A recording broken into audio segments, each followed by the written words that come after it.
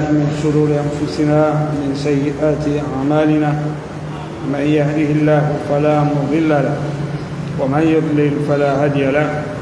أشهد أن لا إله إلا الله وحده لا شريك له وأشهد أن محمدا عبده ورسوله. يا أيها الذين آمنوا اتقوا الله حق تقاته ولا تموتن إلا وأنتم مسلمون. يا أيها الناس اتقوا ربكم الذي خلقكم من نفس واحدة وخلق منها زوجها وبث منهما رجالا كثيرا ونساء واتقوا الله الذي تساءلون به والأرحام إن الله كان عليكم رقيبا. يا أيها الذين آمنوا اتقوا الله وقولوا قولا سديدا يصلح لكم أعمالكم ويغفر لكم ذنوبكم ومن يطع الله ورسوله فقد فاز فوزا عظيما. أما بعد، إن أحسن الحديث كتاب الله وخير الهدي هدي محمد صلى الله عليه وسلم وشر الأمور محدثاتها وكل محدثة بدعة وكل بدعة ضلالة وكل ضلالة في النار، فالعياذ بالله من البدع والضلال. اللهم آمين. أيها الإخوة الأحباء، أوصيكم وأوصي نفسي أولا بتقوى الله فقد فاز المتقون. Ndugu zangu katika imani, ndugu zangu wapendwa, kabla ya yote nianze kuwahusia na pia kuhusia nafsi yangu kumcha Allah tabaraka wa taala. Kwa hakika wamefaulu wenye kumcha Allah subhanahu wa taala. Leo tena ndugu zangu, ni ile ibada ambayo inawashinda wengi katika Waislamu, ibada yetu adhimu kubwa ya baada salati al-maghrib kubaki mpaka wakati wa karibia swala ya Isha, lakini kwa lengo sio kubaki kukaa tu, kubaki kwa ajili ya kusikiliza kalamullah subhanahu wa ta'ala, maneno ya Allah tabaraka wa ta'ala. Ni jambo ambalo hapana budi kumwomba Allah atudumishe kwa jambo hili, na hii kuona wengi wamelitupilia mbali ni kutokana na uzito wa malipo mengi aliyoyaweka Allah subhanahu wa ta'ala katika jambo hili. Hasa darsa kama hizi huwekwa baina ya magharibi na Isha. Kwa nini? Kwa sababu watu ndio huwa wamesharudi kwenye mihangaiko yao, kwa hiyo kuna wasaa mkubwa kwa wao kuweza kukaa wakapata faida. Haikuwekwa baada ya dhuhuri, haikuwekwa baada ya alasiri, bado watu wanahangaika. Lakini maadhalika, pamoja na hivyo, utaona watu assalamu alaikum wa rahmatullah baada ya magharibi, assalamu alaikum wa rahmatullah. Imamu akitoa salamu watatulia kiasi cha dakika 2-3, wanafanya adhkari au wanaondoka. Hata wakatangaziwa jamani kuna darsa, tukae tusikilize tupate faida, watu hao wanaondoka. Si kwamba wanayajua sana yaliyo ndani ya darsa hizi, naondoka. Na pia hata ile kusema tuwafanyie dhana njema, uwezi kila siku mtu ukawa unafanyiwa dhana njema kila siku, bali wengine wanaweza akatoka aenda kukaa nyumbani tu, anatoka mtu aenda maskani, akisikia Allahu akbar Allahu akbar Isha ndo anakuja kuswali. Misikiti kazi zake ni nyingi, sio kuswali tu. Kutumia msikiti kuswali tu basi, ni pamoja na hili. Mtume akikaa na masahaba na wafundisha mambo ya dini, na ndio mtu dini yake itasimama vizuri, kuyajua mambo mbalimbali ya msingi katika dini yake na nini. Kwa hiyo tumuombe Allah tudumishe katika kheri hii ambayo kwa hakika watu wengi sana wameitupa mkono. Leo katika mfululizo wa sura ambayo leo tutaianza ni katika mfululizo wa surati Nas, kuanzia kule tulipoanza sura ya mwisho ya 114. Tunakuja leo, tupo katika suratul Maun, suratu al-Maun. Al-Maun ni msaada, na sura hii wahia makia, ni sura ya Maka. Suratul Maun ni wahia makia, na ni sura ya Maka. Allah subhanahu wa ta'ala kama ilivyo kawaida, hii sura ila kaiteremsha Maka au kaiteremsha Madina, na hii ni kwa sababu ndio miji aliyoishi Mtume sallallahu alayhi wasallam. Kwa hiyo ujumbe umemshukia akiwa Maka au Madina. Hii alhamdulillah ni katika sura za Maka. Sura hii ndugu zanguni, Allah subhanahu wa ta'ala alipoanza ameanza na araaita alladhi yukadhibu biddin. Allah subhanahu wa ta'ala alatuambia araaita alladhi yukadhibu biddin. Anaambiwa Mtume sallallahu alaihi wasallam, lakini pia tunaambiwa na sisi Waislamu. Haya ni katika miongozo aliyoileta Allah tabaraka wa taala katika kitabu chake, katika Qur'ani, akiwa anamwambia Mtume, tunaambiwa na sisi. Na pia kuna baadhi ya sura na baadhi ya aya Allah subhanahu wa ta'ala anamwambia Mtume sallallahu alaihi wasallam, qul, sema uambie Muhammad, kwamba yeye kashushiwa tu, lakini yeye awafikishie walengo. Sema uambie Muhammad, qul. Ni aya nyingi na sura nyingi zimekuja katika mlengo huo. Sema waambie. Kwa hiyo katika hayo aliyoshushiwa Mtume Muhammad sallallahu alaihi wasallam ni sura hii. Allah tabaraka wa taala anasema baada ya bismillahir rahmanir rahim, Allah anasema subhanahu wa taala, araaita alladhi yukadhibu biddin fadhalika alladhi yad'u al-yatim wala yahuddu ala ta'ami al-miskin fawailun lilmusallin alladhina hum an salatihim sahun alladhina hum yura'un wa yamna'una al-ma'un. Sura ikitajwa katika Qur'ani inapewa jina kwa mnasaba wa kilichotajwa ndani yake.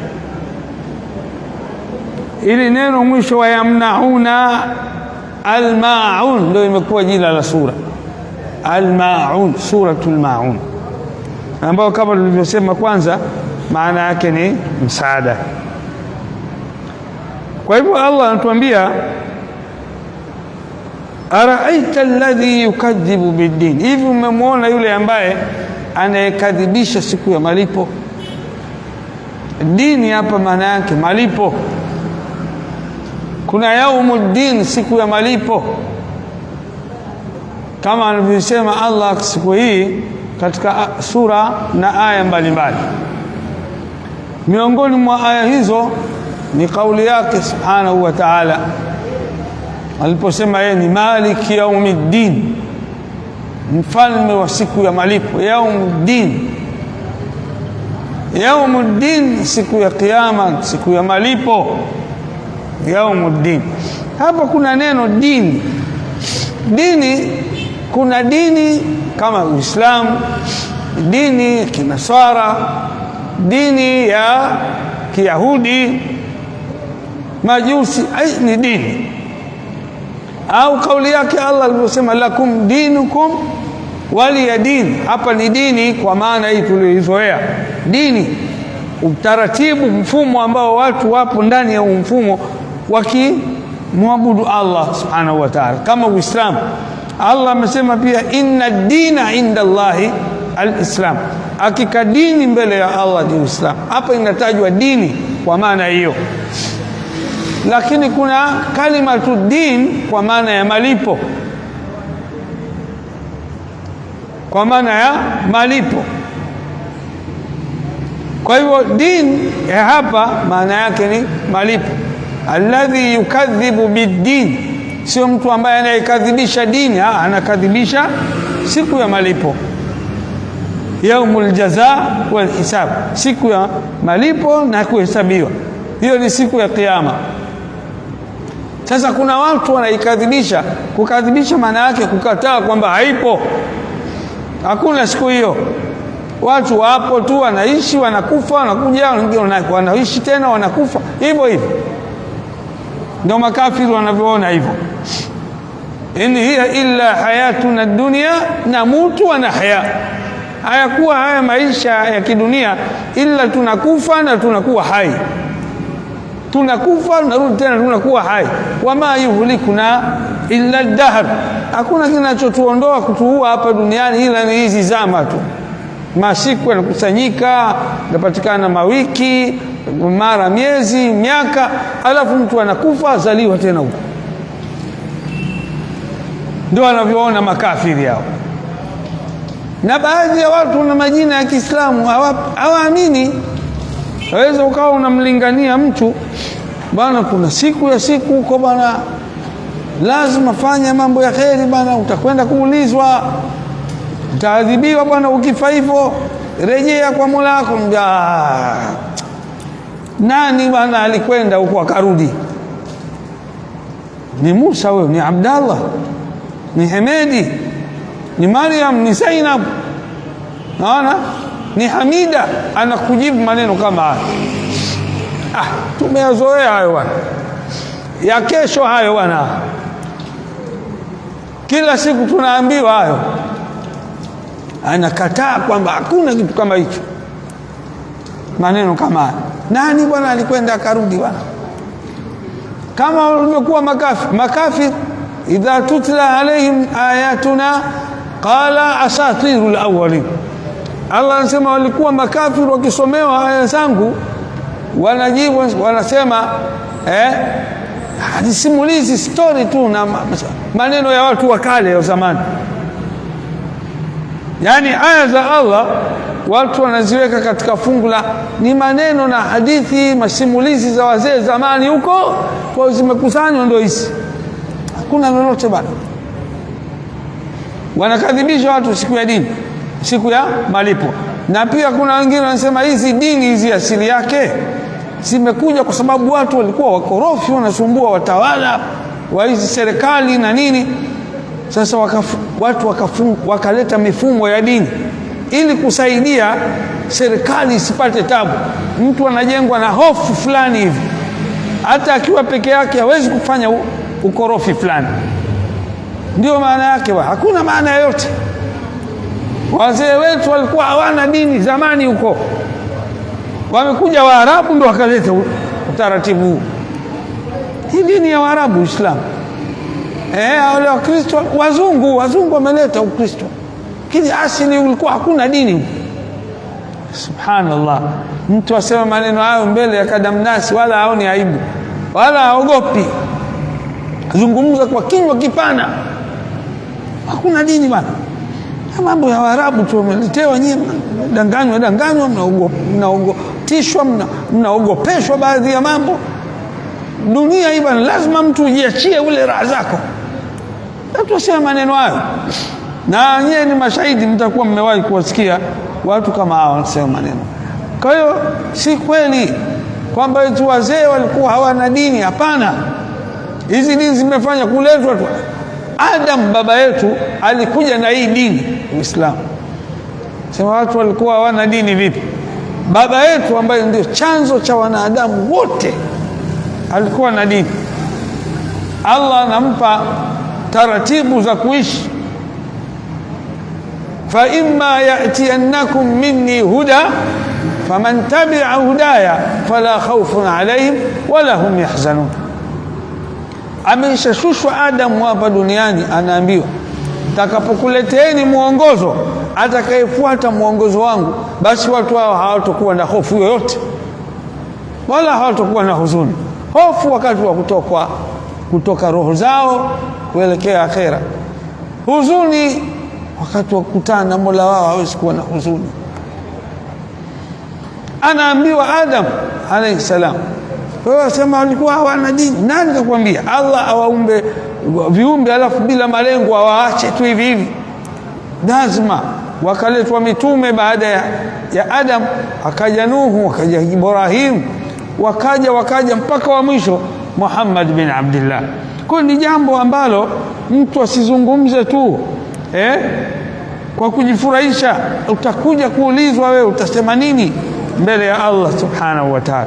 Kwa hiyo hii ni maana ya dini, kwa maana siku ya malipo, siku ya kiyama, yaumul jazaa wal hisab. Watu watalipwa, watu watahesabiwa, baada ya kuhesabiwa watalipwa. Yujazi almuhsina bil janna, atalipwa mtu mwema kwa kupewa pepo. Wa yujazu almusia bin nar, na muovu atalipwa kwa kuingizwa katika moto. Allah tuhifadhi. Kwa hivyo Allah anamwambia mtume wetu Muhammad sallallahu alaihi wasallam, araaita alladhi yukadhibu bid-din, hivi umemwona yule ambaye anayekadhibisha, anayepinga siku ya malipo? Umemwona? Kama vile nikufahamishe, nikupe habari ya yule ambaye anayepinga siku ya malipo. Mtume sallallahu alaihi wasallam akiambiwa na Allah, araaita alam tara, hizi maana yake, je, umeona? Lakini tafsiri yake, je, nikufahamishe, nikupe habari? Kuna mambo Mtume sallallahu alaihi wasallam hajazaliwa, anaambiwa alam tara, hivi ukuona? Maana yake kwamba, je, nikufahamishe yaliyotokea wakati huo wewe huja kuwepo duniani, kama vile alam tara kaifa faala rabbuka bi ashabil fil. Mtume bado hajazaliwa, anaambiwa hivi nikufahamisha, sio je ukuona. Angeonaje wakati hayupo? Maana yake nikupe habari, na huu ndio ufasaha wa Qur'an. Kwa hiyo mmoja katika hiyo alam tara au araaita, je, umemwona? Alladhi, yule ambaye yukadhibu bid-din, anayekadhibisha malipo siku ya kiyama. Fadhalika alladhi yad'u al-yatima, basi huyo ni yule ambaye anayemsukuma yatima kwa kumnyanyasa. Huyo ni yule ambaye anayemsukuma yatima, anayemnyanyasa yatima. Ndio yad'u, ni kusukuma kwa kumnyanyasa. Naona kutokumpa haki zake stahiki, kutomfanyia ikram, kutomsaidia. Qur'ani imesisitiza sana na mafunzo ya Mtume sallallahu alaihi wasallam juu ya kuwalea, kuwaenzi, kuwasaidia mayatima. Kwa nini? Kwa sababu hata yeye mwenyewe Mtume alikuwa yatima sallallahu alaihi wasallam. Bwana Mtume sallallahu alaihi wasallam, mata abuhu wa huwa fi batni ummi, amekufa baba yake Mtume, yeye yupo katika tumbo la mama yake, hajazaliwa, yatima kweli kweli, katoka duniani, baba yake hakumtia hata machoni. Kisha zaliwa miaka 4, mama yake anafariki, bado hajamchanganya vizuri, hata mama yake anafariki. Na yatima ni yule ambaye amefiwa na baba yake kabla hajabaligh, yatima. Mama kama anakufa, baba yupo, hawi yatima mtu kama huyo. Ndio sharia ya dini, mtazamo wake upo hivi. Yatima kwa wasiokuwa wanadamu, wanyama, ndege, akifa mama yake huyo mnyama, huyo ndege, kabla hajaanza kujiweza, huyo yatima. Ndege au mnyama au chochote, akifa mama yake, huyo ni yatima. Lakini kwa mwanadamu, akifa baba kabla ya umri wa kubaligh, ni yatima. Mtume amekuja duniani ni yatima, baba amefariki kabla hata hajazaliwa. Ndio Allah anasema alam yajidka yatiman faawa. Hivi Allah akukukuta wewe Muhammad ni yatima akakupa makazi? Mtume sallallahu alaihi wasallam alikuwa yatima, kwa maana ya yatima kweli. Amenyonyeshwa mpaka na wasiokuwa mama zake, ina Thuwaiba al-Islamia amemnyonyesha Mtume sallallahu alaihi wasallam. Halimatu Saadia amemnyonyesha pia Mtume sallallahu alaihi wasallam. Amelelewa hivyo na babu yake mzee Abdul Muttalib. Mtume sallallahu alaihi wasallam hajasimama vizuri, babu anakufa, mzee Abdul Muttalib akalelewa na ammi yake Abu Talib, baba yake mdogo Mtume sallallahu alaihi wasallam. Kwa hiyo ameishi katika mazingira ya uyatima. Kwa hivyo katika vitu kama hivyo, mpaka katika hadithi Mtume anasema ana wakafil yatim kahataini fil janna. Mtume kaweka vidole vyake namna hii, mimi na mwenye kumlea yatima tutakuwa hivi peponi, kidole cha shahada na kidole cha kati. Mtume anasema hivi, tutakuwa hivi. Ibada kubwa sana. Lakini leo watu wanakufa, watoto wanaporwa mali zao wakiwa wadogo, mali zinahodhiwa na watu wengine, mpaka wakifikia umri wa kuanza maisha hawakuti chochote, na baba yao alikufa amewaachia vitu mbalimbali, wameuza wajomba, wameuza baba wadogo, mashangazi, naona wamegawana vitu kama hivyo, wameharibu. Hili ni jambo zito sana, na Allah subhanahu wa ta'ala amelikemea katika Qur'ani, sema innal ladhina ya'kuluna amwala al-yatama dhulma la ya'kuluna fi butunihim illa nar. Hakika wale ambao wanaokula mali za mayatima kwa dhulma, hawali katika kula kwao kile wanachotia katika matumbo yao, ila wanachokula ni moto. Hali ya Qur'ani imesema maneno haya. Kwa hiyo suala la yatima ni jambo muhimu sana, ni jambo ambalo takiwa watoto mayatima waangaliwe vizuri. Hebu fanya kufikiria mara mbili.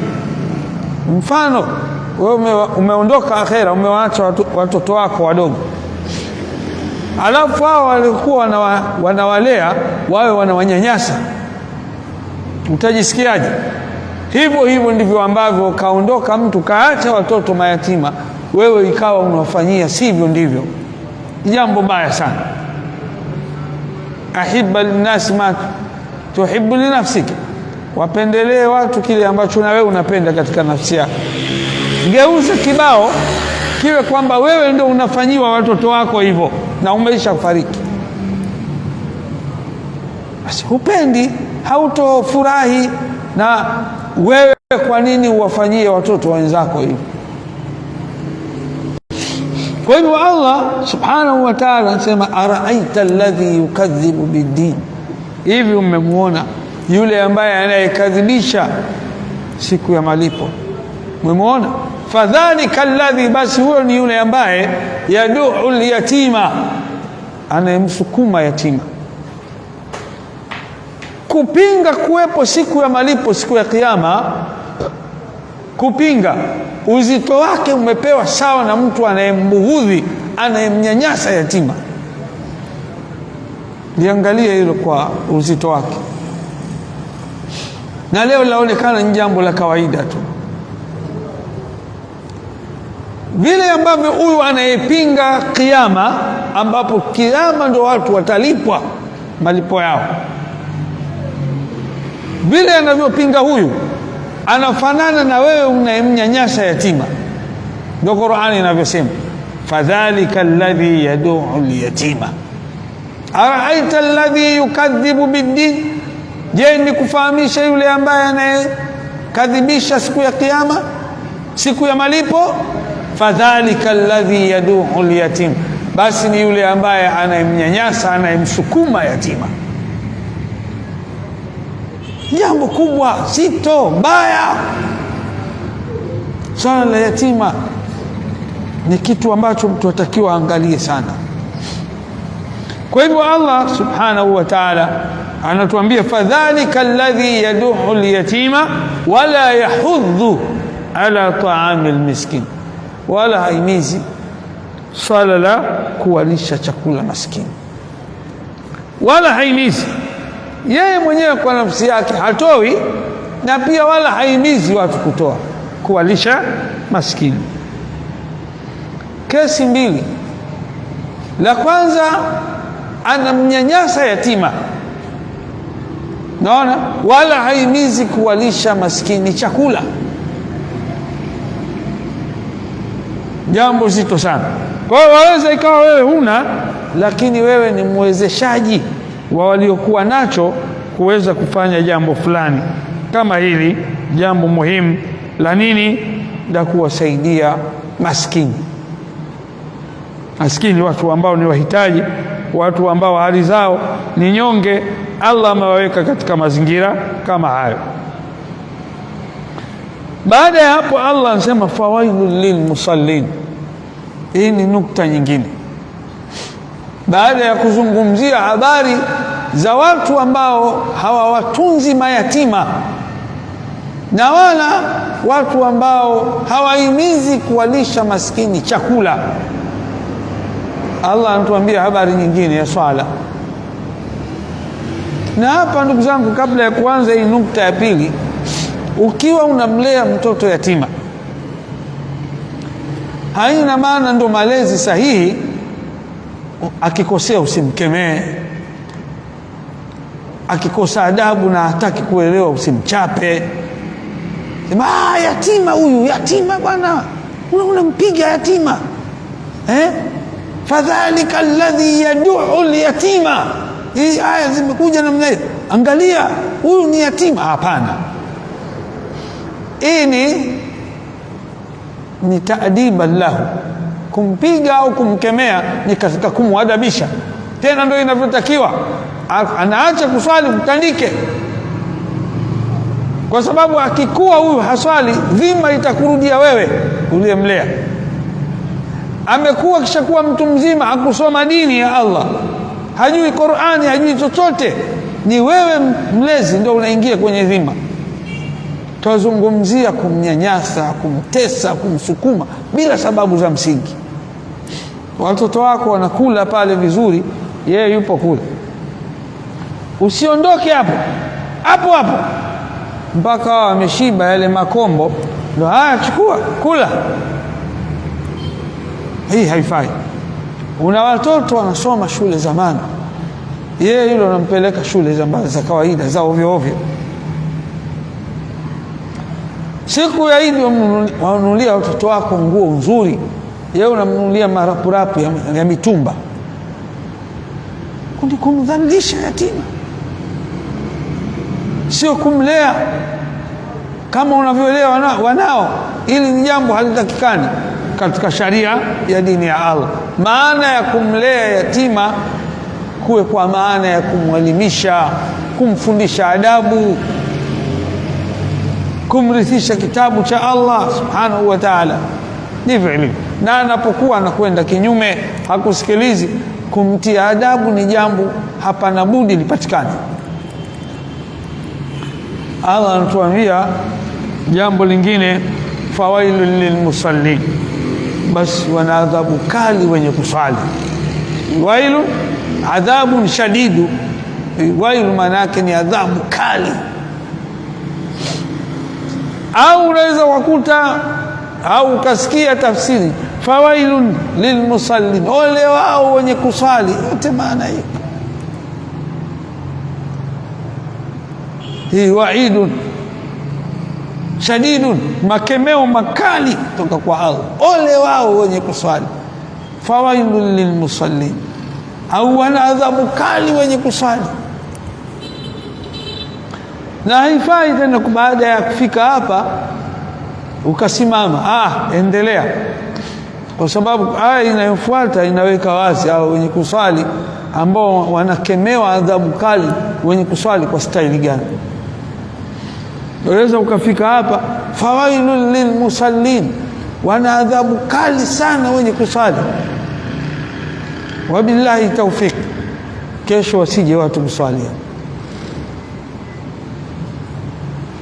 Weka wazi aya inayofuata. Ndio kuna Mkristo mmoja anatamba, Waislamu hawajielewi, Mungu wao kawakataza kuswali, bado wanaswali. Soma sura namba fulani, aya namba fulani. Kuna msomaji kule, soma fawailul lilmusallin, ole wao wenye kusali. Basi hapo umesikia, Waislamu hawaelewi, wanaendelea kusali tu, wanakatazwa wasiswali. Anachukua aya nyingine, fawailul lilmusallin, ile nyingine ambayo Allah subhanahu wa ta'ala anasema faqimu salah, simamisheni swala. Wana hapa wanakatazwa wasiswali, lakini wenyewe wanaendelea tu. Waislamu hawaelewi. Huyo Mungu wao Allah anawaambia simamisheni swala. Anaitwa Anton, hebu njoo. Anakuja, simama. Unaona huyu anaelewa. Lakini angekuwa Muislamu angekuja mpaka hapa, simama, bado anakuja tu. Ndio na wao wameambiwa simamisheni swala. Wanamsaafu marehemu Sheikh Abdallah Saleh Farsi, si hapo Sheikh wenu katafsiri hapo, simamisheni swala. Umbi hawafahamu hii kusimamisha wana kudumisha. Na Qur'ani imekuja katika lugha ya Kiarabu, iqamu salah maana yake ni dawamu, kudumisha watu kuendelea kusali. Na hapa fawailul lilmusallin, usitafsiri wewe, acha aya inayofuata. Ukimwambia hebu endelea hapo, kwani hii sio aya? Nasema tuendelee nini? Hii mnaipinga sio aya kwenye kitabu chenu, ni aya. Sasa hamuelewi. Subhanallah, wanajitahidi kutaka kuleta upotoshaji kwa kuona kuna baadhi ya watu wanaichambua, Waislamu wanaichambua ile Biblia, wanakosoa. Sasa na wenyewe wamekuja kwa mtindo huo, watakuta makosa huko. Wapi? Hakuna makosa bwana, hujaelewa, kaa chini tukuelewesha. Kwa hiyo fawailul lilmusallin, ole wao wenye kuswali, wana adhabu kali wenye kuswali. Qur'ani ina tabia, kuna baadhi ya aya zinafasiri aya zingine. Hizi aya za Qur'ani, kuna aya huwezi kuelewa mpaka uletewe aya nyingine, inakuwa ni ufunguo wa kufungua aya. Na kuna aya huwezi kuzielewa mpaka umkaribishe Mtume sallallahu alaihi wasallam, ambaye kapewa dhamana ya kubainisha, kuweka wazi, kuchambua hii Qur'an kwa kauli na matendo yake. Hiyo tafsiri namba 2. Tafsiri ya 3, kuna aya huwezi kuzielewa mpaka uchukue kauli za maswahaba, wanafunzi wa Mtume sallallahu alaihi wasallam. Tafsiri ya 3 ya Qur'an. Tafsiri ya 4 ya Qur'an, kuna aya huwezi kuzijua mpaka kwa msaada wa kanuni za misingi ya lugha ya Kiarabu, qawaid lugha al-arabia. Hakuna nyingine zaidi ya hizo. Qur'an imegawanyika tafsiri katika mazingira hayo. Ama ambayo inatumia akili za watu, hiyo imekatazwa kabisa, ni haramu kabisa. Tafsiri al-Qur'ani bil-ra'i, kutafsiri Qur'ani kwa rai, mitazamo yetu sisi, hairuhusiwi kabisa. Kwa nini? Tuna mapungufu mengi. Ndio maana itikadi ya ahli sunna wal jamaa ni kushikamana mja na Qur'ani na sunna, viwili hivi, kwa ufahamu wa wema waliotangulia, kwa ufahamu wa wema waliotangulia. ومن يشقق الرسول سورة النساء ومن يشقق الرسول من بعد ما تبين له الهدى ويتبع غير سبيل المؤمنين. hapa ويتبع غير سبيل المؤمنين, hapa ni masahaba, tabi'in, tabi'in. Yoyote mwenye kumwasi mtume, min ba'di ma tabayyana lahu alhuda, baada ya kubainikiwa na muongozo Qur'an na sunna, wayattabi ghaira sabili almu'minin, na akafuata isiyokuwa njia ya waumini wa Kiislamu. Waumini hapa ni maswahaba na tabi'in, tabi'in. Allah anasema nuwallihi ma tawalla, tutamwelekeza huko huko alipoelekea mwenyewe. Kama mwongozo wa Qur'ani na sunna hukumsaidia na afuati njia ya maswahaba na tabi'ina na tabi'in, Allah anasema wewe mtamwacha huko huko alipoelekea elekee. Alafu mwisho huko, wanuslihi jahannam, mtamuingiza katika moto wa jahannam. Wasaat masira, ubaya wa marejeo mabaya aliyoje. Maswahaba wana nafasi kubwa. Kwa nini? Ndio wanafunzi wa Mtume sallallahu alaihi wasallam. Huwezi kufahamu hii dini kisawasawa kama wakina Abubakar, wakina Ibn Abbas, wakina Ali, na wakina Uthman bin Affan, wakina Umar ibn al-Khattab, wakina Ibn Mas'ud radhiyallahu anha, Aisha radhiyallahu anha wa ghayruhum. Huwezi muongo tu. Hizo tuletea haya unachambua kwa akili yako. Nami marehemu shekhe wangu aliniambia hivi. Shekhe wako ni nani wewe? Unawaacha maswahaba, unamwacha mtume, unaacha maswahaba, tabi'in. Kama ingekuwa hivyo, ina maana shekhe na elimu zote asijue hilo? Shekhe ni mwanadamu tu, tena wa kawaida. Wasikilize mashekhe hawa wakubwa ambao Qur'ani imetulazimisha tuwashike hao. Shekhe wa leo yoyote, zama zetu hizi, yoyote miaka 10-20 iliyopita, mashekhe waliondoka huko, wawe watakavyokuwa na elimu zao, tunawaheshimu na kuwafuata ikiwa wanakwenda sambamba na haya na yale waliofahamu maswahaba kupitia mafunzo ya Mtume sallallahu alaihi wasallam. Huyo tunamuombea rehema, namuombea dua. Huyo anasema mchango wake ni muhimu, usisahauliwe. Lakini shekhe alikuwa mpotoshaji, anakwenda wazi kabisa na misingi. Shekhe wa namna gani? Kwa sababu hadithi ya Mtume imemaliza kuhusu mashekhe. Mtume sallallahu alaihi wasallam amemaliza kabisa aliposema al-ulamau warathatul anbiya, wanazuoni ni warithi wa mitume, ni warithi wa mitume. Asije mwanachuoni shekhe akaja na jambo lake yeye hakurithi kwa mtume, huyu hafai, tumwache kabisa. Huyu ameshika bendera ya Ibilisi. Tiani sana. Wewe vinaibiwa vitu vya msikitini, hatupongezi jambo hilo. Amplifier imeibiwa, speaker imeibiwa, vitu fulani, watu wanakaa wanafanya uchawi msikitini kwa hao walioiba.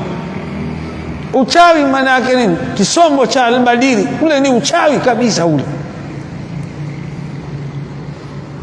mambo ambayo hayafai. Sasa tunamshtakia Mungu. Mungu ashtakiwa kwa mambo haya kichawi? Mara watu wanaokota makopo, wanavua nguo, wanafanya. Unaona? Sio mchezo bwana, sio mchezo. Sasa dua kama hizi mtume hakuzijua? Mbona hazina mafunzo kutoka kwa mtume direct? Mtume kaudhiwa, kapigwa mpaka meno yameng'oka. Mbona hakukaa na maswahaba, ngoja makafiri hapa, njooni tufanye dua hapa? Dua uijue wewe? Huu uchawi. Watu wafahamu siri Albadiri ni uchawi ule. Haya maneno mimi nasema popote, na wasomaji wa Albadiri hawawezi kunikabili juu ya hilo. Wanajua ni kweli nisemayo, wanakaa kimya, na wakisema sana nitaharibu kibarua chao, wanapata maslahi, wanapata pesa. Kwa hiyo hivi ndivyo ilivyo. Allah anatuambia fawailul lilmusallin, wana adhabu kali wenye kuswali. Ole wao wenye kuswali, alladhina, wale ambao an salatihim sahun, swala zao wanazipuuza, wanaswali nje ya wakati.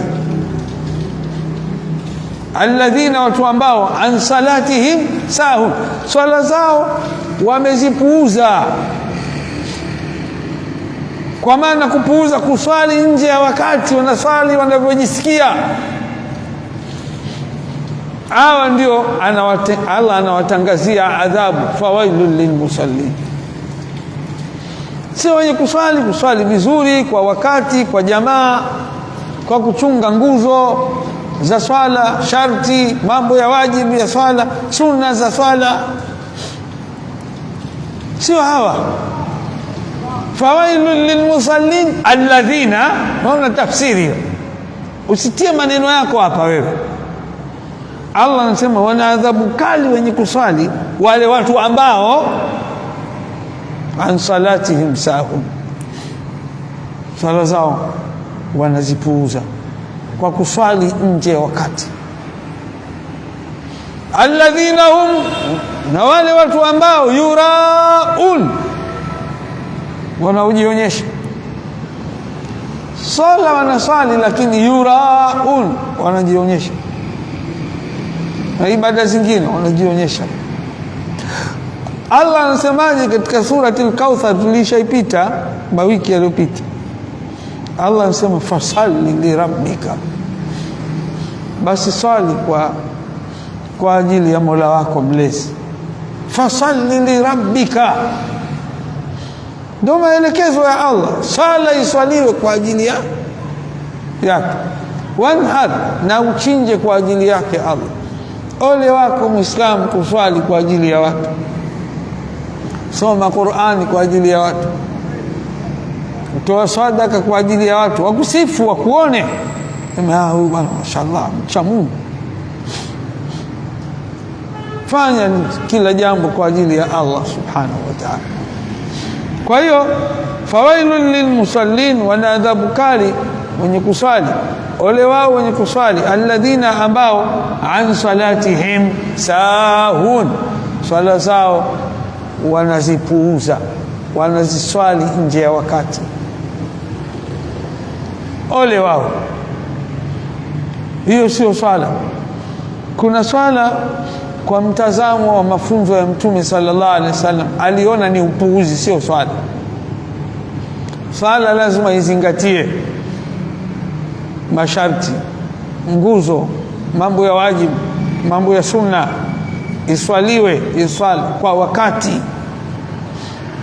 Kwa sisi wanaume, kwa jamaa, kaja mtu anaswali msikitini, Mtume anamcheki, Allahu akbar, sami Allahu hamid, Allahu akbar, Allahu akbar, Allahu akbar, Allah kasali, mali assalamu alaykum wa rahmatullah, salam, njoo irji fasalli fa innaka lam tusalli. Mafunzo ya Mtume haya, ambaye wama yantiku anil hawa, hatamki kwa matamanio. Rejea ukaswali, hakika wewe hujaswali. Mtazamo haraka haraka, anaswali yule, kumbe afanya upuuzi. Mtume sallallahu alaihi wasallam anambia, wewe hakika hujaswali, rudia tena. Kwa nini? Sala haikuchunga masharti na vigezo vya msingi. Hakuna tumaanina, utulivu ule wa swala. Allah Akbar, kama kuku anavyodonoa mchele. Allah Akbar, Allah Akbar, Allah Akbar, sami Allahu hamida, Allah Akbar.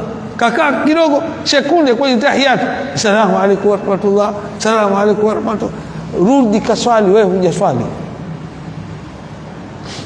Ndio tunasema ibada sio swala tu, ibada zote lazima zichunguzwe, ziangaliwe na zipitie mafunzo ya Mtume sallallahu alaihi wasallam. Huyu ameswali, ambia hujaswali, rudia kaswali. Na kuna wengi waweza akaja hapa akamwaga maji pale, akaja huko ndani anafanya mchezo, ana hirizi kiunoni, haswali huyu, haswali. Anakuja hapa, jana alikuwa kwenye tambiko, kuja kuswali. Leo kabla al-maghrib alikuwa kwenye makaburi, kuna mambo yamekwama, anaenda kuwaomba mababu waliolala makaburini. Alafu anakuja hapa, Allahu Akbar, kwa khushui kabisa namna hii, na kitu. Wewe ulikwenda kuomba makaburi kule, hapa unafuata nini? Alafu unasema iyyaka na'budu wa iyyaka nasta'in, wewe tu Allah ndo tunakuabudu na wewe ndo tunakuomba msaada. Unamdanganya nani? yukhadi'una Allah walladhina amanu. Na surati al-Baqara Allah anasema wanamuhadaa Allah na waumini wa Kiislamu, wanamfanyia udanganyifu hada. Wama yakhda'una illa anfusahum, hakuna wanachokifanyia hada illa wanazifanyia nafsi zao tu wenyewe. Wama yash'urun, wala watambui unafanya hada wewe. Haya, kuna mwingine anatia udhu pale, si udhu, upuuzi mtupu. Udhu haukukamilika, anakuja hapa anaswali. Bwana Mtume sallallahu alaihi wasallam, kaja mtu kishatia udhu, amemwangalia, kuna sehemu kama vile shilingi vile kwenye mguu wake, maji hayakufika, anambia rudi akatie udhu. Sehemu ndogo tu. Kuna mtu mimi nimemwona anatia udhu, katia udhu viungo vyote, alafu imefika hatua ya kuosha mguu, ule mguu anauelekeza maji yanapotiririka pale kwenye bomba, anaugeuza geuza hivi, hana time ya kuosha ule mguu, anafanya tu hivi. Akachukua na mguu wake wa kushoto hivyo hivyo, huyu anaingia msikitini. Wallahi, kama tutakaa foleni ni kubwa ya watu wanatia udhu, utaona vituko hapo. Mchezo unaochezwa, maji yanamwagika bure, baadhi, si yote, baadhi. Alafu anakuja kumalizia mchezo wake hapa msikitini, ainama, nyanyuka, ainama. Hata wale wachezao mpira, wafanyao mazoezi uwanjani, wanainama, wanainuka, wanakaa chini, wanakimbia, wanakaa tena, mazoezi tu ya viungo yale. Na humu kuna watu wanafanya mchezo wa mazoezi ya viungo. Nimetoka kusali, ziwa kakaa anda swali na mimi. Mtu mzima, sio mtoto wa darasa la pili la kwanza, mtu mzima. Subhanallah, anajua maana ya kuingia humo. Kuna bwana mmoja, mtu mzima kwenye 60-70 umri wake, kaingia msikitini. Ilikuwa sunna, tunasubiri patimiwe, shatia udhu, simu ikaita, kafungua swala, chukua simu, kaenda nje. Halo, nipo msikitini. subiri tukimaliza tutaongea vizuri. Angalia, subhanallah, wewe unaongea na Rabbul Alamina, unamkatisha unaenda kumsikiliza mtu mwingine. Sikwambii Mheshimiwa Rais, sikwambii mkuu wa mkoa tu kaja na mazungumzo na wewe, unaweza ukamkatisha wewe? Hawa ni wanadamu tu hawa. Je, Allah unaongea naye? Kwa sababu swala wanachuona wanasema almunajatu baina al-abdi wa rabbi, ni mazungumzo ya siri baina ya mja na Mola wake. Unamkata Allah subhanahu wa ta'ala mazungumzo. Kwa hiyo kuna mambo mengi ambayo wallahi hapana budi kuyaangalia kwa umakini tukiwa sisi tunamwabudu Allah subhanahu wa ta'ala. Hivyo Allah subhanahu wa ta'ala anasema wala yahuddu ala ta'amil miskin fawailul lilmusallin, wala hazimizi kuwapa chakula maskini.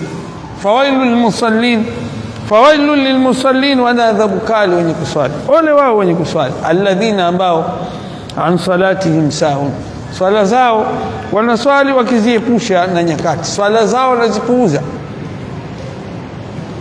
Na lingine mwisho Allah anasema wayamnaun wa an salatihim sahun, alladhina hum an salatihim sahun wayamnaun almaun alladhina hum yuraun, na wale ambao wanaojionyesha.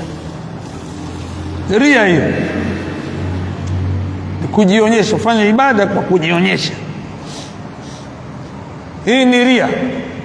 Na katika mambo ambayo ni katika masharti ya kukubaliwa matendo ya mja matatu, yakitimia ndio amali yako wewe au yangu inakubaliwa. La kwanza, uwe Muislamu thabiti, sio Muislamu mshirikina, tena shirki kubwa. Uwe Muislamu mwenye kushikamana na tauhidi, sharti la kwanza. Sharti la pili, iwe katika matendo unayoyafanya iwe unafanya kwa ajili ya Allah, ikhlas, isiwe na chembe ya ria. Ria ndio kujionyesha, alladhina hum yuraun. Usifanye ibada yoyote kwa kutaka watu wakuone, yani hima yako moyoni ni kutaka watu wakuone, hukusudi kutafuta radhi za Allah.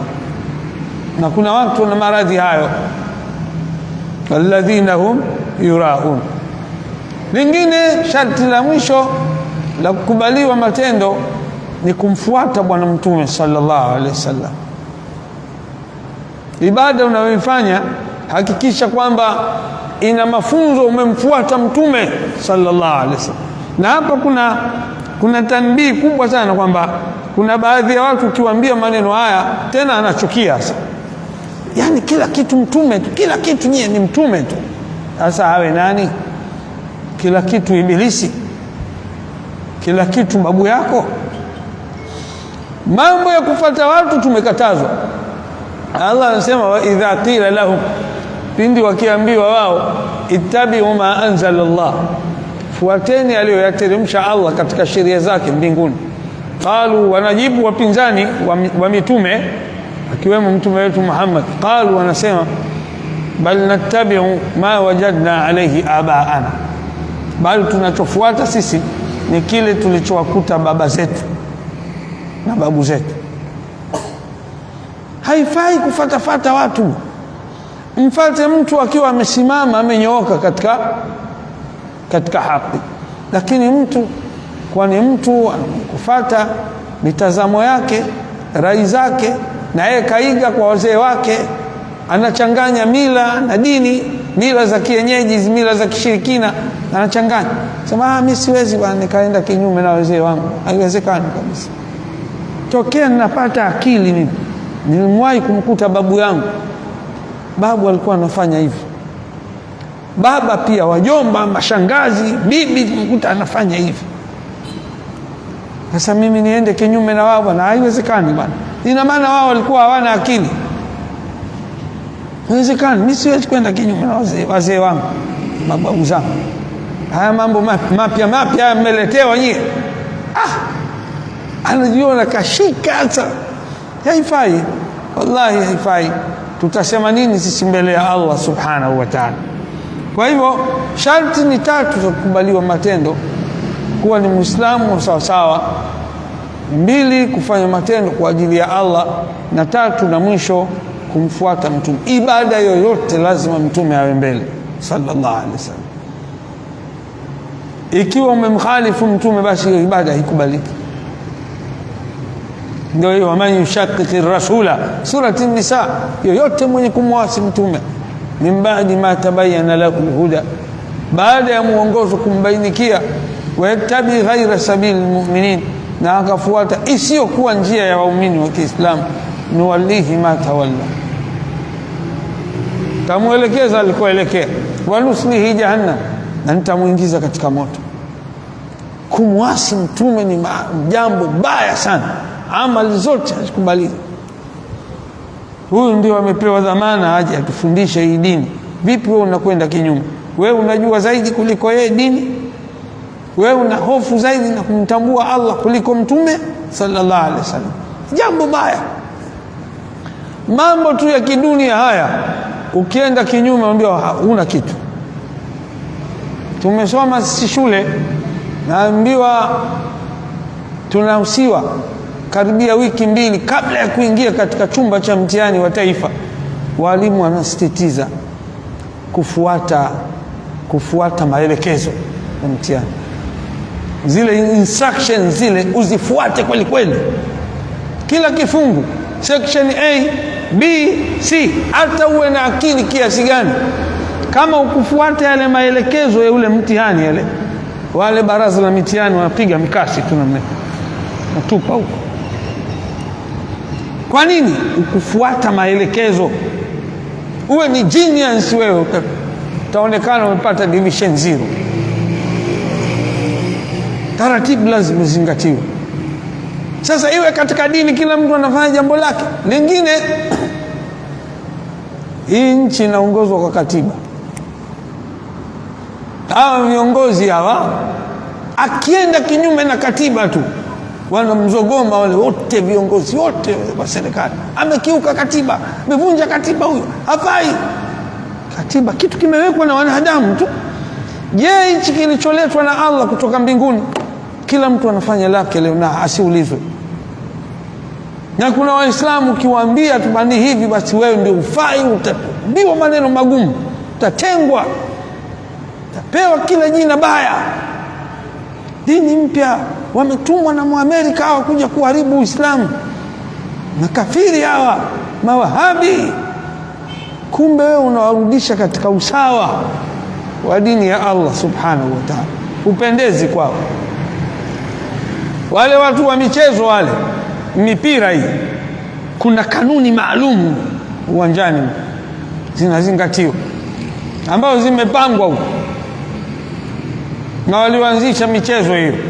Ukienda kinyume tu, hata uwe mchezaji muhimu kiasi gani, utapewa onyo. Mara ya pili utapewa kadi nyekundu, toka nje. Unampiga mwenzio teke kichwani, wakali kweli kweli. Marefa anaangalia, na ule mambo ya mpira kwa kanuni zake, sijui FIFA sijui nini. Sitakuwa dini kweli, kila mtu anafanya anaolifanya na asiulizwe? Haiwezekani bana, haiwezekani. Kwa hiyo dini ya Allah lazima iangaliwe, ilindwe, watu waifuate, ndio wanapata malipo mbele ya Allah subhanahu wa ta'ala.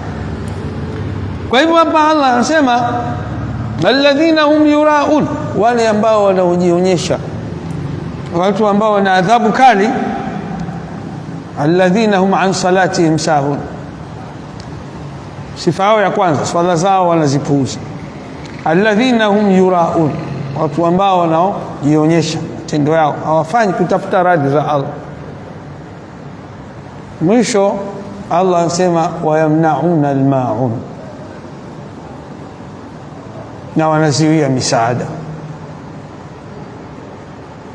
Wanaziwia misaada. Kuna mtu atakuleta msaada wake hapa Masjidi Ghuraba, utapeleka wapi bwana? Peleka, hawana shinda pale. Msikiti ule Unajua aliyejenga ule msikiti, wana kila kitu wanasaidiwa. Umeziwia msaada wewe ambao mtu alikuwa anataka radhi za Allah subhanahu wa ta'ala kufanya hayo na yale, wewe hamasisha kama alivyosema Allah, wala yahuddu ala ta'amil miskin. Wewe huna basi himiza watu kutoa. Hii ndio suratul Maun ambayo Allah subhanahu wa ta'ala anatuambia hayo. Anasema yaqulu ta'ala dhamman liman taraka huquqahu wa huquqa ibadihi. Wanachuoni hapa anasema Allah anasema katika hali ya kumzungumza vibaya yule ambaye ameacha haki zake Allah na haki za waja wake Allah. Ameacha haki zake na haki za Allah subhanahu wa ta'ala. Haki za Allah zimeachwa na haki za waja wake Allah zimeachwa. Allah anamzungumza vibaya mtu kama huyo. Araaita alladhi yukadhibu bid-din. Allah ameanza katika sura hii, je, umemuona yule ambaye anayekadhibisha siku ya malipo? Umemuona? Ndo hapa hii wayamnauna almaun alladhina hum yuraun wayamnauna almaun. Hapa tafsiri yake ndo shekhe anasema yaqulu ta'ala dhamman liman taraka huquqahu wa huquqa ibadi. Allah anazungumza kumzungumza vibaya yule ambaye aliacha haki yake Allah na ameacha haki ya waja wake, yule ambaye anayeziwia misaada ya kufikia dini ya Allah, kustawisha Uislamu, kuwasaidia Waislamu, vile vile wewe umeziwia. Kwa hiyo Allah anakuzungumza vibaya katika sura kama hiyo, alladhina hum yuraun wayamnauna almaun. Araaita alladhi yukadhibu bid-din, je, umemwona yule ambaye anayekadhibisha siku ya malipo? Ai albahth waljaza. Maksudio hapa anasema yani ni kukadhibisha, kupinga, kufufuliwa na kulipwa waje. Yo araaita alladhi yukadhibu bid-din, umemwona yule ambaye anayekadhibisha watu kufufuliwa na hatimaye kulipwa, kwa sababu huwezi kulipwa malipo ya matendo uliyoyafanya hapa duniani kama hujafa na ukafufuliwa alafu ndio ukalipwa. Sasa kama ni pepo, farikun fil janna, kama alivyosema Allah, kundi la watu watakaoingia peponi, na farikun fil nar, na kundi lingine wataingia katika moto. Allah tunusuru.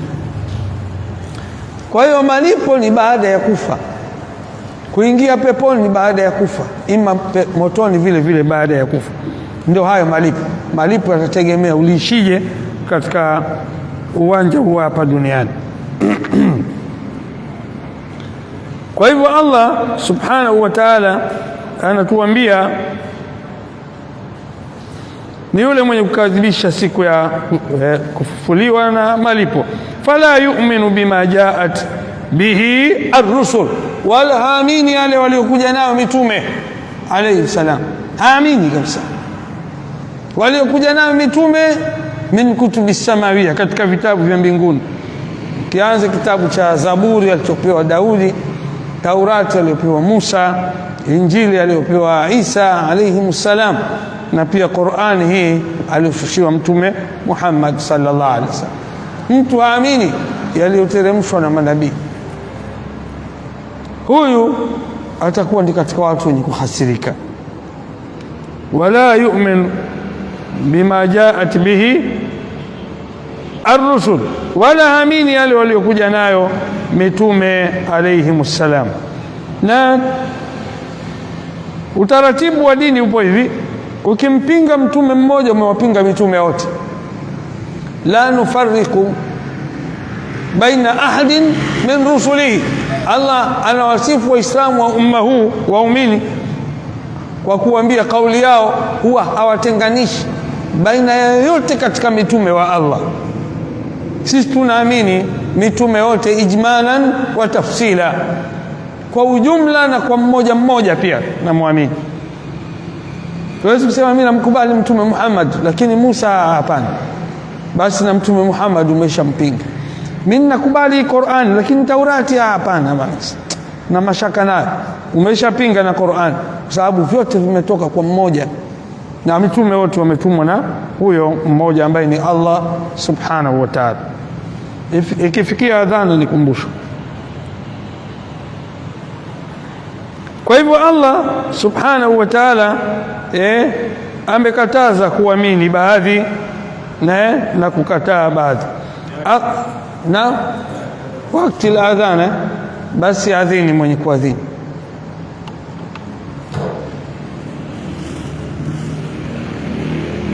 Falyuadhin wahid minkum, adhini mmoja.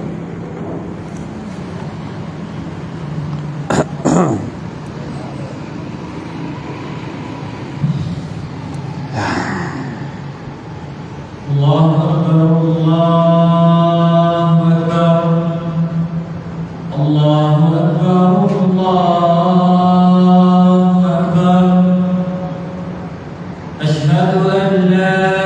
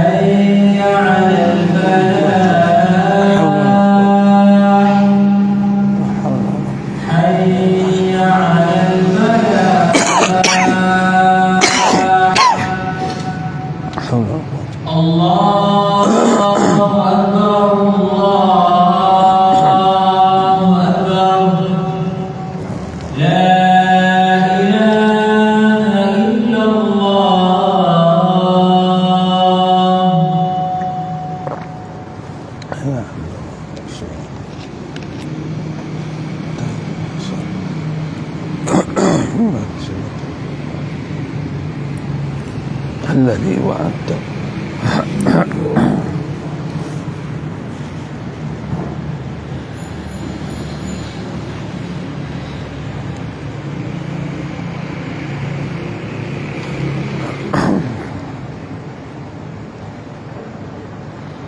Naam, Allah anatuambia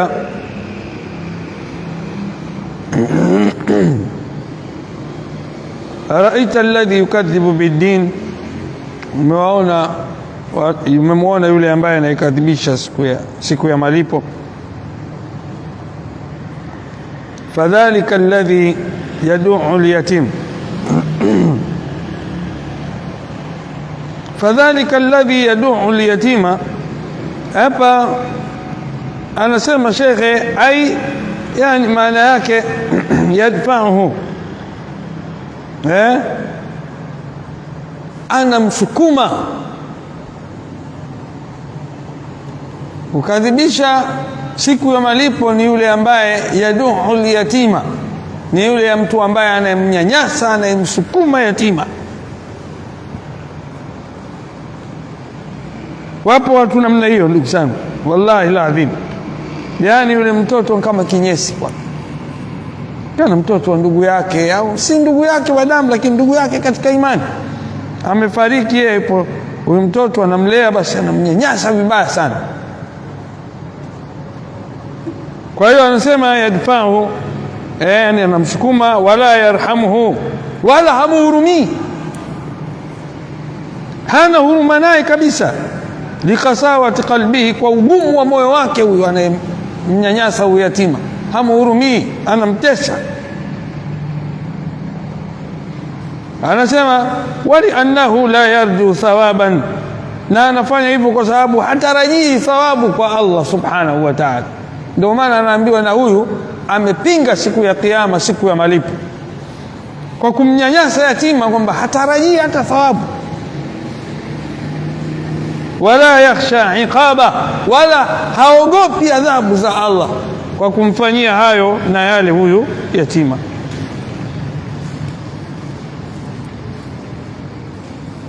Anasema lingine Allah, wala yahuddu ala ta'ami almiskin, wala haimizi wala haimizi kuwalisha chakula maskini. Hapa ibu kuhimiza, anasema ghairahu, kumuhimiza mtu mwingine au watu wengine. Yeye hana, basi watu wengine wahimize. Kuna mtu anaweza akawa mashallah ni mpiga debe mzuri sana, mhamasishaji mzuri kwa lugha nyingine, yeye hatoi, hana, alichonacho kidogo, anaangalia familia yake zaidi. Lakini kuna watu wanamkubali, wanamuamini, akiwapelekea wanaleta vitu mbalimbali, saidia Uislamu, anasaidia Waislamu vile vile. Kuna watu mashallah anakubalika, muaminifu. Kwa hiyo kwa kutumia wasaa huo anaweza akawaambia watu, na ikawa yeye amesaidia dini, amesaidia Waislamu kwa namna moja au nyingine, japo wametoa wengine, lakini ni kwa sababu ya hamasa na kule kuwapa wao nasaha mbalimbali ya watu wenye uwezo, na hatimaye wakawa wanatoa kusaidia dini ya Allah. Kwa hiyo wala haimizi kumuhimiza mtu mwingine juu ya kuwasaidia maskini. Wa min babi aula annahu binafsihi wala yat'amu almiskin, na katika sehemu ambayo ni haki zaidi kwa yeye mwenyewe kutoa kwa nafsi yake, hana basi aweze kuhamasisha kuwaambia wengine katika swala lingine la kutoa kusaidia maskini. Fawailul lilmusallin, Allah anasema wana adhabu kali wenye kuswali, wana adhabu kali wenye kuswali, ole wao wenye kuswali. Ai, maana yake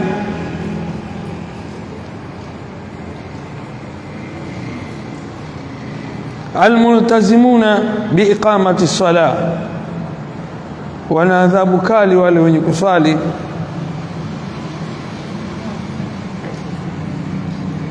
wale wenye kushikamana na ibada ya kuswali, wenye kushikamana na ibada ya kuswali. Lakini katika kushikamana na ibada yao ya kuswali, walakinnahum an salatihim sahun, lakini swala zao wamezipuuza. Ai, maana yake kupuuza swala, mudhayi'una laha, wameitupa hiyo swala, haisali vile inavyotakikana. Tarikuna liwaktiha, wanaiswali kwa kuacha zile nyakati zake maalum. Saa hizi ndio mtu anaswali magharibi, ya subhanallah.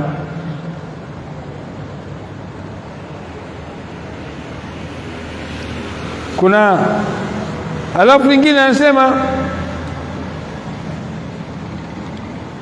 ni watu ambao wameziacha pia nguzo zake hizo sala, hawazitekelezi.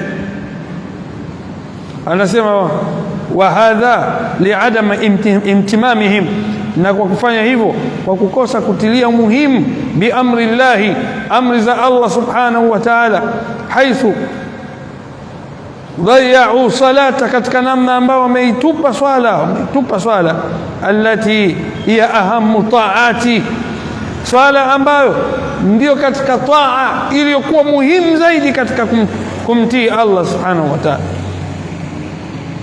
wa afdal qurbati, na jambo lililokuwa bora zaidi katika kujikurubisha kwa Allah. Wasahu an salati, na wamepuuza swala. Wa huwa alladhi yastahiqu sahibuhu dham, na ndio jambo ambalo mwenye kufanya hivyo anastahiki kulaumiwa na Allah, pewa maneno makali na Allah subhanahu. Amma sahu Ama yule ambaye aliyepuuza kabisa hiyo swala, huyu anakuwa na hali mbaya zaidi. Kuna watu wa aina mbili kwa maelezo ya shekhe. Kuna mtu ameshikamana na swala lakini anaswali nje ya wakati, anaswali hachungi nguzo zake, anaswali anavyojisikia yeye. Huyu anaingia katika lawama ya Allah subhanahu wa ta'ala na makemeo ya Allah. Na kuna mtu ambaye ameacha kabisa swali, huyu ni mtu wa pili, ambao wote hao hakuna aliyesalimika hata mmoja. Kwa hiyo ni katika vitu ambavyo tunapaswa Waislamu kuviangalia, kama anavyosema hapa Allah subhanahu wa ta'ala juu ya ibada hii ya swala.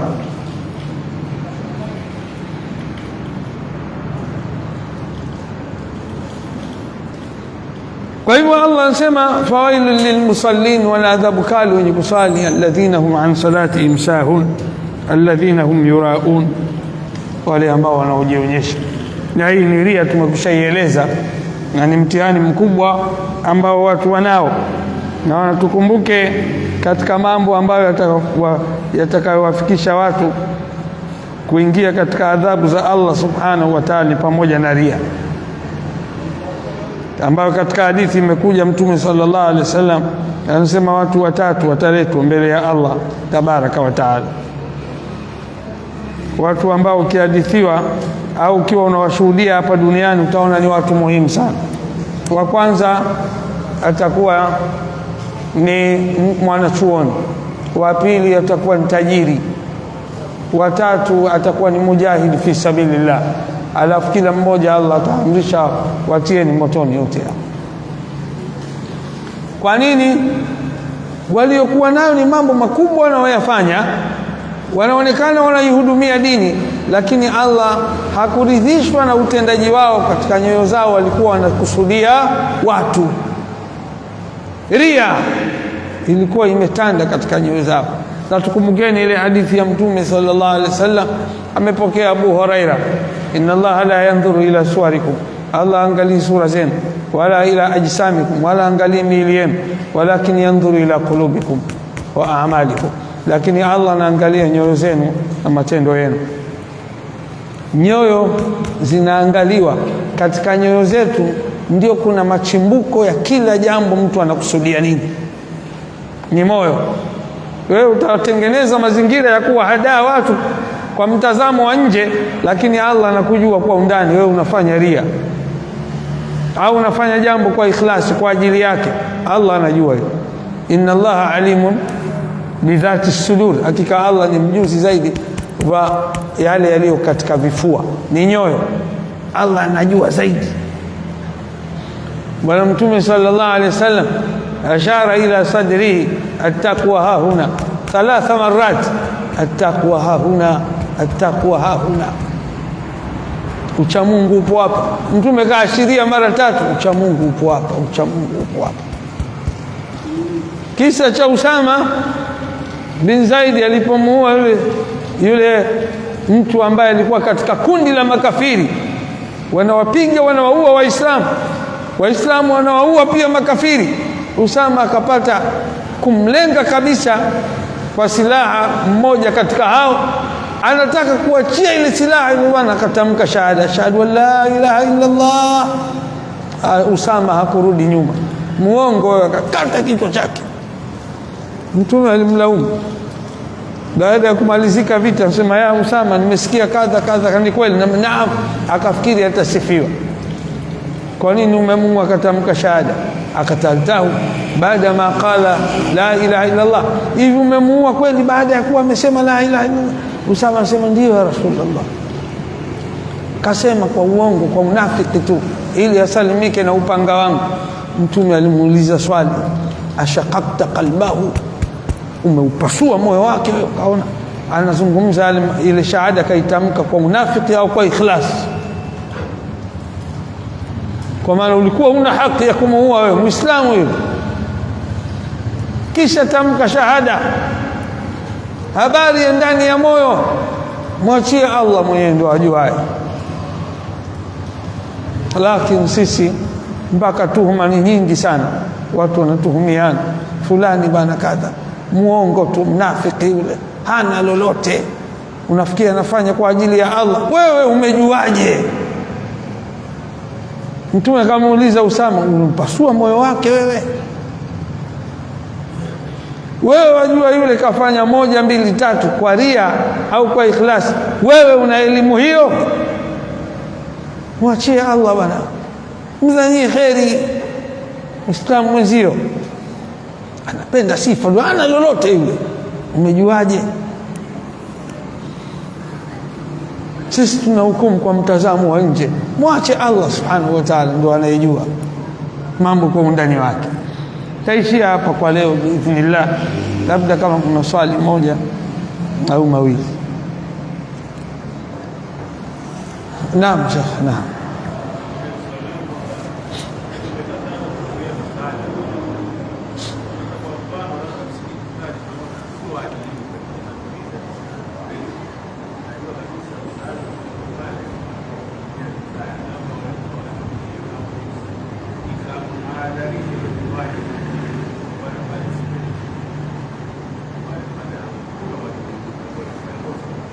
Kwa maana hiyo hakuna tatizo, waweza ukamwashiria sehemu nyingine. Au jamani, nimesikia kuna msaada unakuja, lakini najua wale wanaoletea msaada hapana, Shia wale, kwa hiyo wapigieni simu wasilete, ni Shia. Sawa, waambie umeziwia msaada bwana nini? Msaada ya kuja kuharibu watu, taamaki wao ni Shia hawa, haina neno. Sasa kuna ile kuziwia kabisa, hakuna shida kabisa, usilete bwana, usilete pale, hakuna shida. Mali unaharibu mali yako, fanya mambo mengine bwana. Nafikiri Waislamu wana shida hivyo bwana, na kusema uongo pale, wanaletewa pale kila mwezi mamilioni, una shida bwana. Hapana, usifanye hivyo tena. Hata kuhamasisha watu kuleta ni jambo bora sana. Shida zipo, watu na matatizo kweli kweli, Waislamu au Uislamu unahitaji mambo mengi. Kwa hiyo usiziwie msaada, ni jambo ambalo halifai. Au msaada ambao unajua kabisa mtoaji anakusudia shari kwa Waislamu, labda ni chakula. Kawaida yake ukileta chakula anatia sumu, ndio jamani, msikubali msaada. Mfano tunatoa mfano, lakini kama ni kitu kizuri na pia uhitaji upo, wewe kwa nini unaziwia? Usiziwie. Na mfano huna hakika au msaada utatumika katika njia sahihi au watakula viongozi, hauna ushahidi kwamba ni walaji na wafujaji wa hiyo misaada, wewe peleka tu. Labda wewe una uhakika kama hivyo ulivyosema, kwamba pale bwana ukipeleka pale hakifiki kwa walengo, lakini usianze dhana tena kanzu tu imepauka namna hii na viraka 10, yule imamu nimpe 2 milioni. Kwa nini unamdhania vibaya? Au kuna watu wengine, subhanallah, imamu usipendeze wewe, kanzu mpya mwezi huu na kanzu mpya, sadaka zetu zi Angalia na viatu vyake, umenunua sendo za 40,000, hana uwezo huo. Siku hizi ananawiri tu, hizi sadaka zetu hizi. Iyakum wa dhanna, Mtume anasema jitahadharini na dhana. Huenda kapata biashara fulani na mtokea mambo yake, enda imamu awe hapo na kanzu na nongo chafu kila siku, kanzu ni hiyo hiyo. Siku ya Ijumaa ndo anabadilisha, anaebo zimefungwa pini. Nasema imamu mcha Mungu sana huyo, hana makuu. Subhanallah. Hapana, watu wabadilike bwana. Hakuna ucha Mungu wa namna hiyo, uchafu, hali ngumu. Mnamsifu ni mcha Mungu? Hapana. ana baskeli, akitembea cheni inadondoka hapa na pale. Imamu wetu bwana, maimamu kama hao ndio wacha Mungu. Lakini akianza kutononoka tu basi maimamu wa siku hizi, dunia angalia siku hizi anapendeza. Tuangalie hizi sadaka, lazima mwisho wa mwezi kikao tupige hesabu mapato na matumizi. Kwa sababu wamenunua kanzu mpya 2 huenda kapewa na mja wa kheri fulani, basi hamtaki imamu aonekane. Kwa hiyo si vizuri, yani kudhaniana. Na ndio haya leo yanakithiri mitandaoni. Ukiingia mitandaoni ni tuhuma nyingi kweli kweli. Fulani hana lolote bwana, kazi yake kumbe kadha, apewa misaada mingi. Angalia, unakula nyama za watu tu wewe, kusengenya, kuleta fitna, kuvunja heshima za watu. Faida yake nini? Subhanallah. Allah tufanyie wepesi inshallah. Haya, na mwisho hilo Sheikh.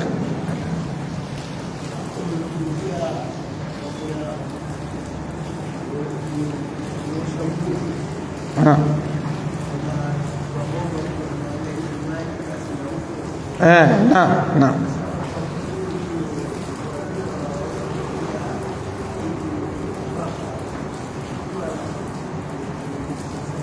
Kuna kuosha na kupaka tofauti. Alafu hili kuosha ni kumwagia maji ndio unaosha. Hapana.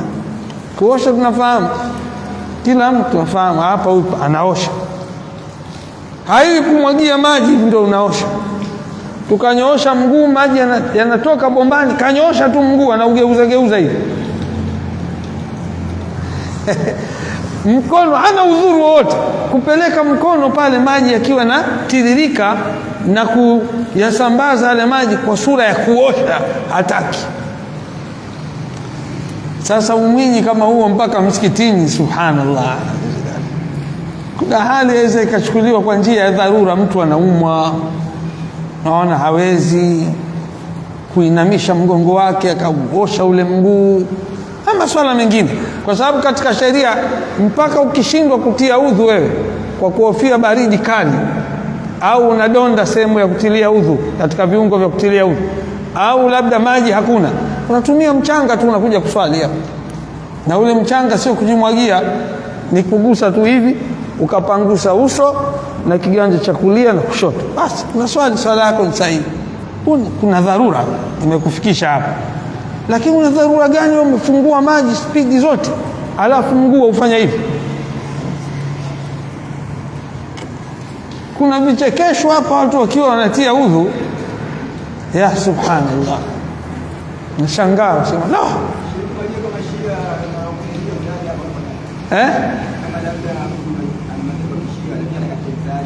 Haifai kupokea msaada ya Shia, sababu msaada utakuwa una malengo ya shari. Lengo la Shia, usione Shia wanachukua siku ile ya maandamano yao, wanachukua mabasi, makosta, wanakodisha kwenda kuchukua watu vijijini. Lengo lao ni kwamba wawapate wale Shia. Mafuso yamesheheni michele, unga, maharage, ndoo vya mafuta, wanapeleka vijijini. Shia si kwamba wanawapenda sana wale watu wa vijijini, na Shia anajua wale ni ahli sunna wal jamaa. Lengo lake ni kuwatia katika ukafiri wa kishia, sio kwamba kuwapa msaada. Na huu mfano ni kama vile samaki, mtu anatia kwenye ndoano chambo. Naona wale watu wanaojua habari za uvuvi watanielewa. Ile ndoano inatiwa kijipande kijinofu fulani hivi, alafu unatupa mshipi ule baba. Sio kwamba wewe wampenda yule samaki ashibe. Lengo samaki kwamba akiona ile ndoano anaimeza. Kimeza samaki kishapatikana, unamvuta unamtia kwenye kapu, unaweka tena chambo nyingine. Ndio Shia anavyofanya kwa Waislamu ahli sunna. Sio kwamba anatupenda sana, anataka na nyinyi muwe kama wao. Waddu law takfuru kama kafaru, Allah anasema wanatamani nyinyi mkufuru kama wao, fatakununa sawa, ili mpate kuwa sawa. Shia hawataki mema. Shia anasema sisi wote ni watoto wa zinaa, ahli sunna wote ni watoto wa zinaa, na ni najisi kuliko mbwa na nguruwe. Alafu akuletea chakula sana. Huyu anawatukana wale ambao sisi tunawaheshimu, wakeze mtume ni mama zetu, anawatukana matusi ya laana, akiwemo Bi Aisha. Alafu anakuletea wewe shafleti ya unga na mchele na maharage na kindoo cha mafuta. Huyu chukua mfano huo, baba yako mtaani kuna kijana hana adabu, anamtukana matusi ya laana, alafu wewe ndo rafiki yako, anakwenda hoteli akununulia chai, mnashikana mikono, mtembea, mzungumza, lakini kila siku ni mtukanaji mzuri wa kumtukana baba yako. Huyu kweli hakutakia mema. Kwa hiyo Shia hana mema kwetu sisi kabisa, wala silete msaada wake ukaupokea. Ile ni kuona umekaa kimya, shukrani yako ya kutukaniwa mama yako, wake wa Mtume SAW, mama zetu, shukrani yako anakupa na msaada. Hauna maana msaada, na hakuna mtu amekufa na njaa kwa sababu kakosa msaada wa Shia. Unauza imani yako kwa bei poa, jambo ambalo halitakikani. Allah tunusuru. Barakallahu fikum wa jazakumullahu khair. Na mwisho naam, ndio